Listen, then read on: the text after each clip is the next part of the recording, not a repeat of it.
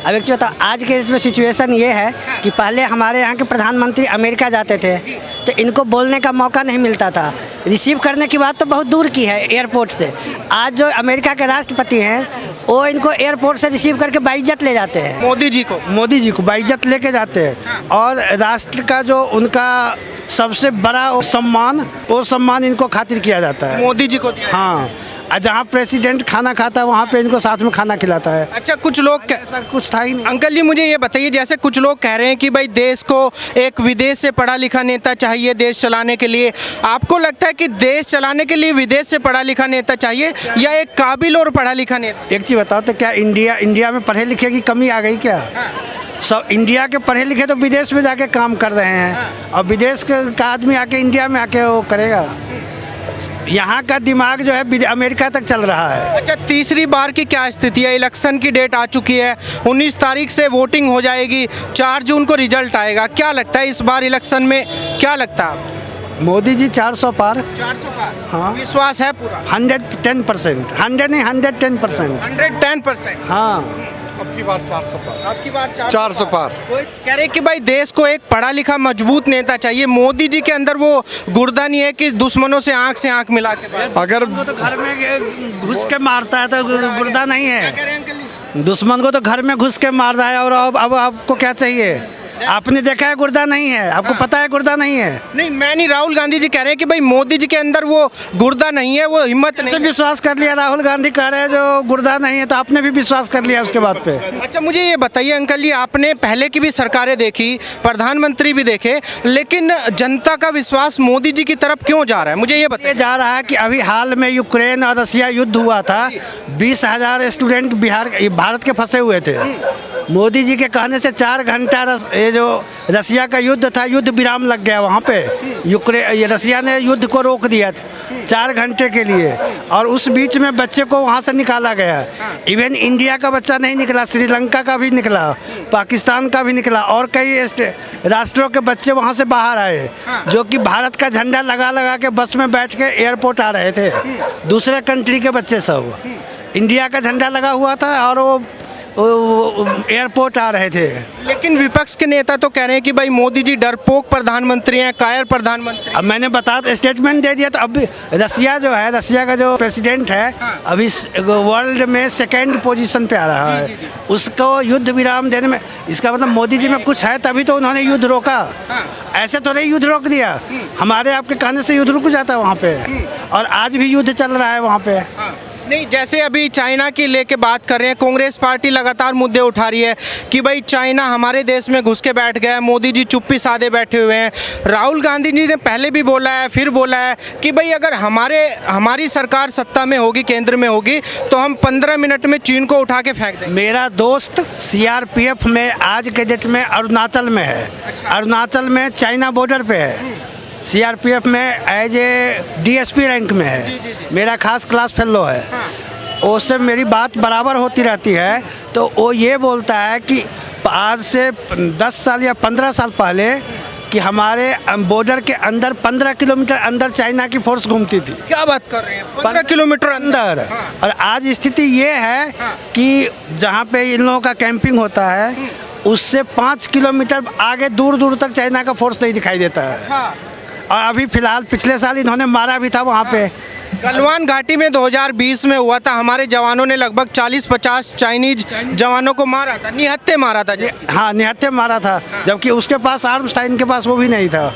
अच्छा, क्या मकसद है इन लोगों का कि भाई देश की आर्मी पे विश्वास नहीं है, देश के जनरल पे विश्वास नहीं है, प्रधानमंत्री पे विश्वास? आप पेपर छोड़ दो, मीडिया छोड़ दो, अगर मेरा कोई दोस्त वहाँ पोस्टिंग पे है, वो अगर उससे मेरी हर चौथे दिन हफ्ते दिन में बात होती है, वो अगर न्यूज़ देता है तो वो तो मीडिया के लिए नहीं देता है, वो तो पर्सनली मेरे से कन्वर्सेशन करता है। जो चीज़ हकीकत होता है वही बताता है। तो लगता है कि देश सुरक्षित हाथों में है? बहुत सुरक्षित है देश, क्या हम खुद सुरक्षित हैं? सुरक्षित हाथों में है। जी बताइए सर। पब्लिक असुरक्षित है, देश खतरे में नहीं है। कैसी पागलों वाली बातें कर रहे हो? आज बुरी हालत हुई बड़ी। EVM हटा के देख लें, इनकी 100 सीट नहीं आती।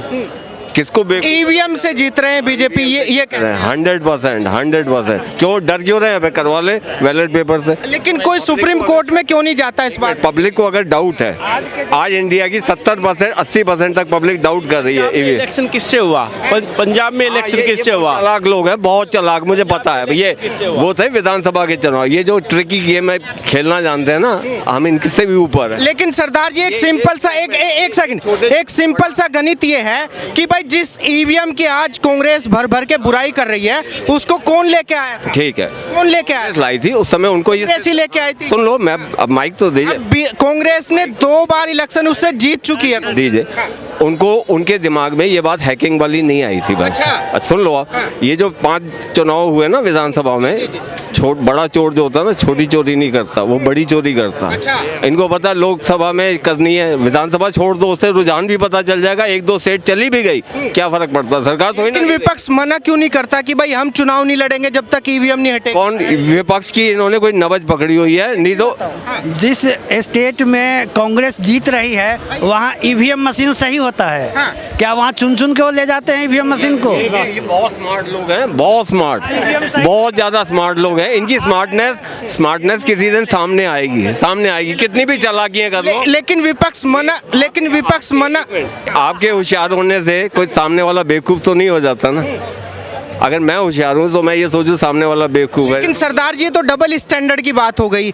जहाँ पे आप जीत गए वहाँ पे तो आप नहीं कहेंगे कि ईवीएम खराब है, जहाँ पे हार गए वहीं पे क्यों कहेंगे? वहाँ इसलिए कह रहे हैं, ये जहाँ हारते हैं ना, इनको पता है विधानसभा चुनाव है, इसमें हार भी गए तो कोई फर्क नहीं पड़ता। ये बड़ी चोरी करने में विश्वास रखते हैं बीजेपी वाले, ये बड़ी चोरी करेंगे लोकसभा। सब आपको लगता है कि इस बात में रत्ती भर भी सच्चाई है? इसमें कोई सच्चाई नहीं है, इसमें कोई रत्ती भर भी सच्चाई है, बेकार की बातें हैं। इनके पास ना नेता है, ना इनके पास जनमत है, इनके पास कुछ भी नहीं है, एक भीगी बिल्ली है। ये ऐसे ही चलता रहेगा, इनके पास कुछ है ही नहीं। लेकिन सीधा ना कोई मैनिफेस्टो है, कुछ है ही नहीं इनके पास। सीधा सवाल ये है, अगर आप जीत जाते हैं स्टेट में तो आप एक बार भी नहीं बोलते कि ईवीएम खराब थी, घोटाला हुआ है, गड़बड़ी हुई है।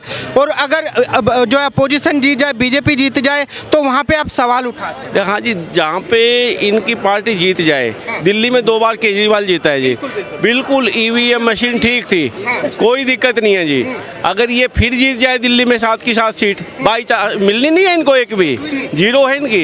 लेकिन ये जीत जाए तो ईवीएम दिल्ली में ठीक थी, बाकी खराब थी। इनके पास कुछ है नहीं, जनता का विश्वास खो चुके हैं, इनके पास कुछ है ही नहीं। अच्छा, मुझे ये बताइए, एक गरीब माँ का बेटा जिसके परिवार में किसी ने सत्ता नहीं देखी, ऐसा क्या उसने इस देश के अंदर कर दिया कि भाई हर दूसरा बंदा मोदी जी की बात कर रहा है? सर, पूरा विश्व बता रहा है इस चीज़ को, तो क्या कर दिया उन्होंने? ये बताने की बात नहीं है, तो देखने की बात है जी। प्रैक्टिकल दिख रहा है आपको? ये चांदनी चौक है। आप अपना कैमरा दूर तक ले जाए, क्या यही चांदनी चौक था क्या पहले?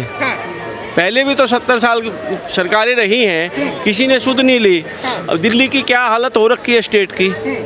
दिल्ली स्टेट में एक भी रास्ता नहीं बना हुआ जो ग्रामीण क्षेत्र है, जो सेंट्रल गवर्नमेंट से बाहर आता है।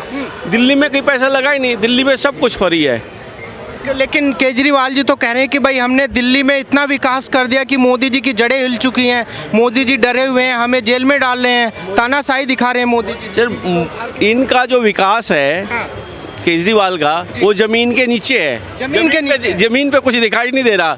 मेरे हिसाब से यहाँ इतनी जनता खड़ी है, किसी को जमीन पे उनका विकास दिखाई नहीं दे रहा। ठीक है, उनकी जो भ्रष्टाचार वाली नीति है वही दिखाई दे रही है। अच्छा अंकल जी, आपको लगता है कि भाई जैसे केजरीवाल जी कह रहे हैं कि भाई मोदी जी डरे हुए हैं, घबराए हुए हैं हमारे से, हमारी पार्टी से, क्योंकि हम विकास करने वाले लोग हैं, तो आपको लगता है कि मोदी जी डरे हुए हैं, घबराए हुए हैं? एक चीज़ बताओ, केजरीवाल के कितने सांसद हैं पूरे अभी इंडिया के अंदर? केजरीवाल के 5-7 साल मतलब 2 डिजिट के नीचे ही, 1 डिजिट में ही है, 9 के नीचे ये 7 है या 5 है ना? तब वो केजरीवाल से कैसे मोदी जी डर गए? कोई मतलब नहीं होता है। अरे कि भाई हमने विकास इतना कर दिया दिल्ली के अंदर कि मोदी जी की जड़ें हिल गई। विकास कहाँ दिखाया? हमें तो कहीं दिख नहीं रहा है। अगर हाईवे दिख रही है तो केजरीवाल का देन है नहीं, वो सब वाजपेयी जी के टाइम से पास हुआ था सारा, सब अटल बिहारी वाजपेयी के टाइम में पास हुआ था। और जो बन रहा है वो बीजेपी बनवा रही है अपना। कह रहे हैं कि मोदी जी तानाशाही कर रहे हैं, हिटलर कर रहे हैं, हिटलर बने हुए हैं। कहीं हिटलर शाही नहीं है, कहीं तानाशाही नहीं है। इंडिया में तानाशाही कर रहे हैं, ठीक है। वर्ल्ड जो है आज के डेट में मोदी जी को सलाम कर रहा है, पूरा विश्व जो है सलाम कर रहा है। क्यों कर रहा है? कुछ अच्छाई है तभी तो कर रहा है। और इन भारत सरकार के नीति पे अब जो है बड़े बड़े कंट्री जो अपनी टॉप 5 के अंदर आ रही है, वो भी इंडिया का अवलोकन कर रही है। अर्थव्यवस्था 5वें पोजीशन पे है भारत का इस समय आज के डेट में, जो कि टॉप 10 में भी कहीं नहीं था। अभी